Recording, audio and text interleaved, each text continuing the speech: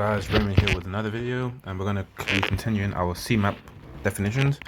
So in these videos, we're going to be defining terms that will be included in the certificate in mortgage and price and advice and practice course. And you might see these terms in other financial courses, but I'm specifically studying the CeMAP course, so this is, the CeMAP course is where I get these terms from. So in the last video, we defined an investment bond. We gave some definitions, some examples, and like further definition. In this video, we will be defining the term demutualization. So what is demutualization? So before I search the term on Google, I'll just give you a brief understanding of a brief description of what I've understood from my own research. So demutualization is when a company, which is usually in the form of a cooperative, which is owned and managed by policyholders, changes its business structure to a normal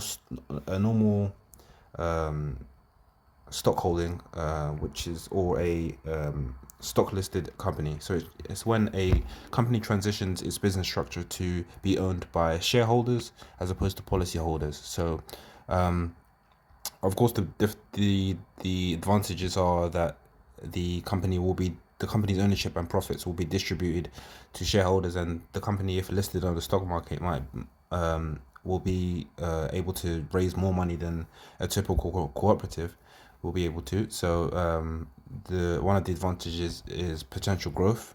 But that is the basic definition or basic summary of what I've got from my own research for what demutualization is. So let's just quickly check further into what demutualization is. We might be able to find some examples. So let me read the definition given by Investopedia. So what is demutualization? Demutualization is a process by which a private member-owned company, such as a cooperative or a mutual life insurance company, legally changes its structure in order to become a publicly traded company owned by shareholders. So a company that's not owned by shareholders at first, that will not be publicly listed, then changes its structure to enable it to be publicly listed.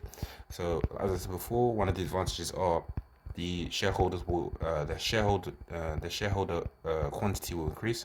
It will be open to the public, and they'll be able to raise a lot more money, and the company can grow in size. The difference with regards to its financial structure is that the profits will be distributed to shareholders in the form of a dividend, or it might just be reinvested, but the company will be entirely owned by shareholders as opposed to a cooperative or an insurance company where it's legally owned by just people that are not necessarily shareholders. So let's just look further into this definition. So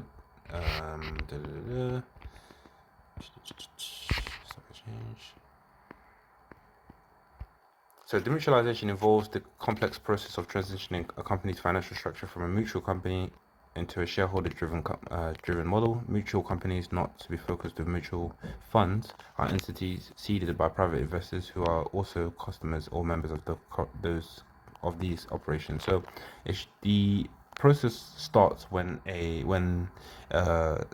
private investors decide that the company should be transitioned into a publicly listed company, and they provide funding for the company to transition its business structure into a publicly funded company, and they go through, of course, an investment bank for that to take place, and that is how demutualization happens. We don't have any examples here, but that's pretty much the definition. In other videos, we'll probably look for more examples, and without further ado, I thank you for watching this video, and I'll see you in the next one.